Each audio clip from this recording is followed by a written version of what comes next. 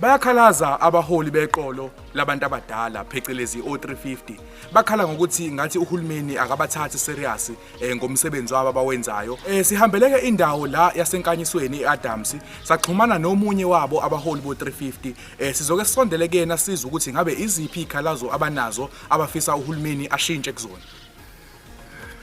Siyezwa lana ukuthi ninesikhalazo njengabaholi bemali yeqolo labantu abadala o350 ngabe akusizona ikhalazo sengaphezulu kwamandla. Sengaphezulu kwamandla. Njengamanje nje nethola u350. Babe semabhenki sofuna ama loan lapha kuthiwa asifuna ama payslip. Uhulumeni usedlala ngathi kakhulu. Ayilenda ayiqala.